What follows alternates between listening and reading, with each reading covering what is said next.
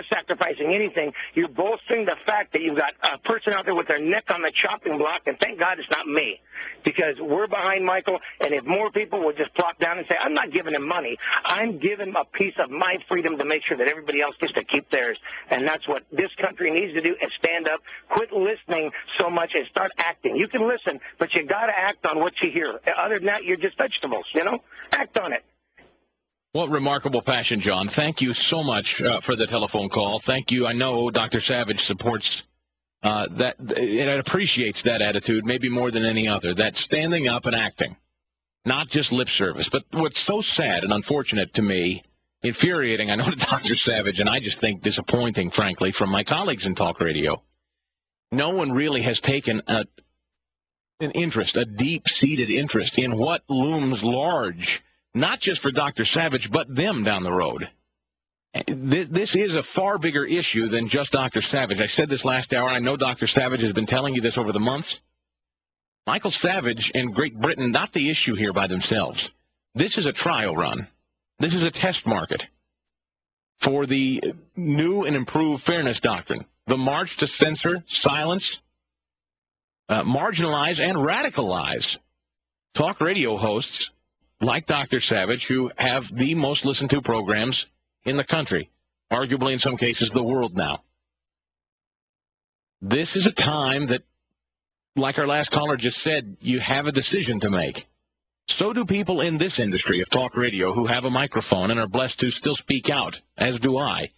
We have an obligation now to stand up and speak out on this march through, again, cap and trade, through the nationalization of our health care, through the censorship and our free speech rights that are squashed and continuing to be squashed now in Great Britain, but soon to come here. You can bet on it. So the Michael Savage Legal Defense Fund is linked up. If you'd like to give, Dr. Savage reminds you he doesn't take a penny of it. It's not for him. It all goes to help circle the wagons here legally as he can figure out what to do next, what his next strategy is, and that's what we're talking about on the Savage Nation. What is it he's to do? Why haven't more prominent talk hosts come to his defense? To what extent do you think our government should get involved in this decision? Will there be a day Michael will be removed from this list? Let me get Larry in San Diego in on this, on the Savage Nation. Larry, I'm Chris, and for Dr. Savage today. Hello. Chris, Michael's got to go, and when he goes, he has to let the people there know, the media that's covered him over there, the print, television, radio, the people who've been covering this over there, make it loud enough. What are they going to do, reject it as Michael comes off the plane? They'll be embarrassed in front of their own people. We as a people have, right now, we have all these czars coming into office under the president. All these things, they're trying to take all the inspector generals, put under the White House. All these things are done to us right now in front of our eyes. Our representatives, our senators, Republican, Democrats should be switched. Republicans should be Democrats, Democrats, Republicans.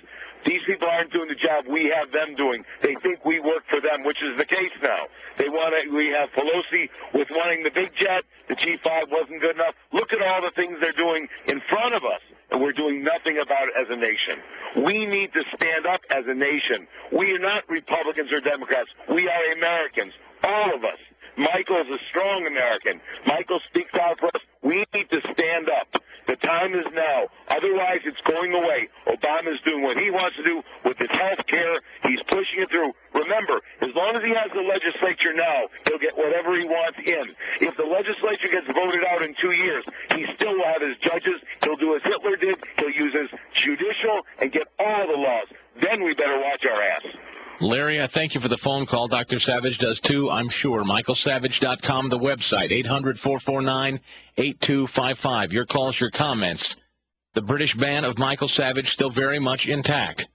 And as he decides what to do next, your phone calls, your strategies, your thoughts are certainly welcome on the Savage Nation.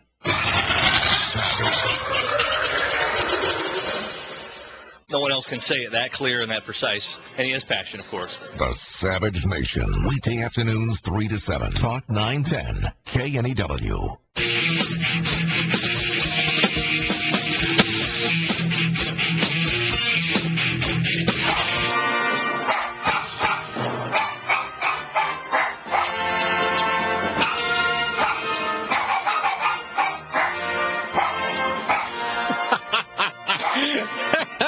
Michael Savage's beloved Teddy.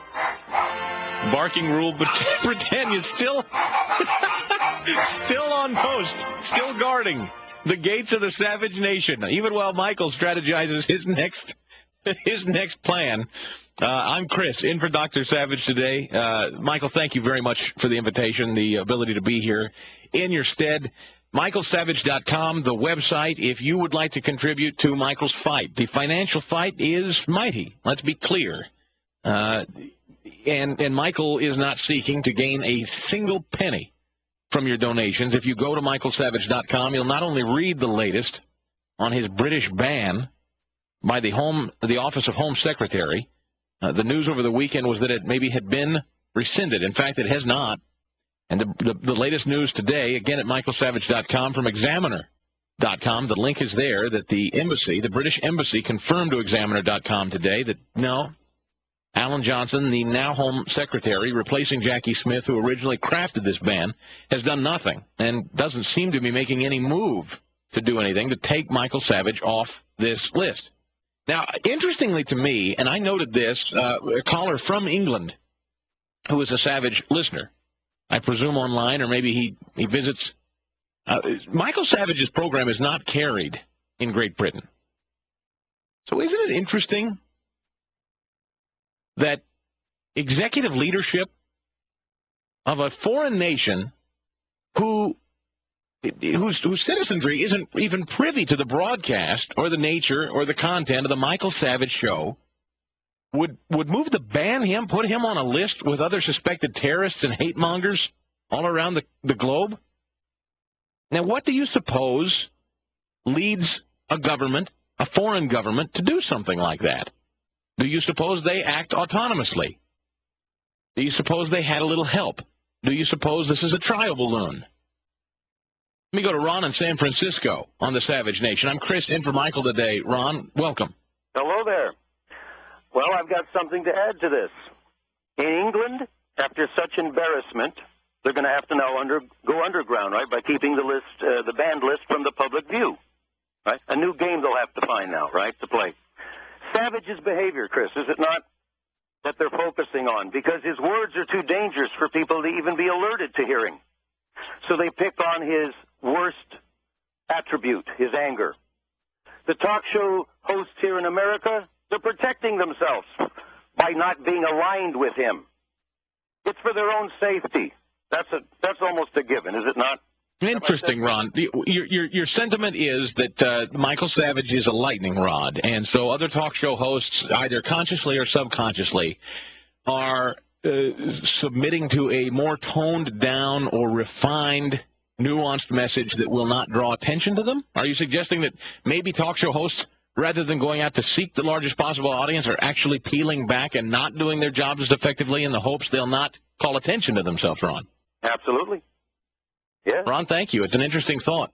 Michael Savage has always said, he makes this point clear very often, he does not do this for money. He doesn't need it. He doesn't do it for fame. Doesn't need it. So maybe in honesty, that is the problem. I have a friend who often says to me, how would you behave, how would you speak? And it's a great question for all of us.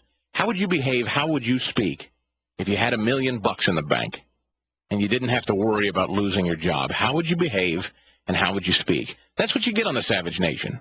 That's what Michael Savage does. Perhaps that is. Maybe Ron is right. It's just that simple. That's what he does that so many others in this business cannot do. Because this is their millstone, their lifeblood. This is the way they feed their families. Which makes Michael Savage all the more important.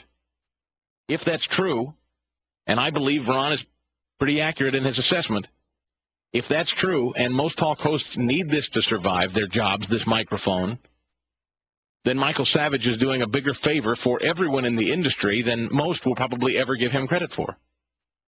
Mary in Michigan on the Savage Nation. Hello. Good afternoon.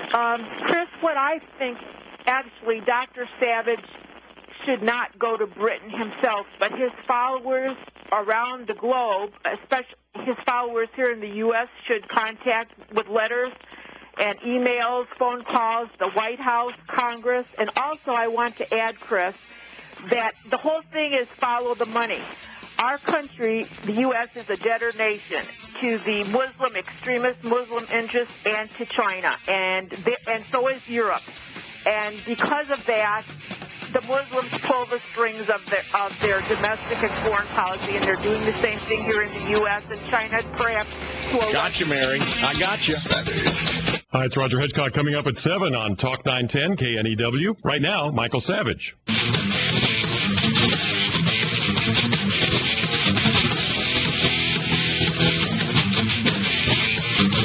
Stigall in for Michael Savage. This is the Savage Nation as we continue to cover and you continue to want to talk about. Share your outrage and your finances in some cases at michaelsavage.com. Michael's Legal Defense Fund up and running and still very necessary as he continues to beat back this ban. His list, his name on this list of one of 16 considered terrorists, considered.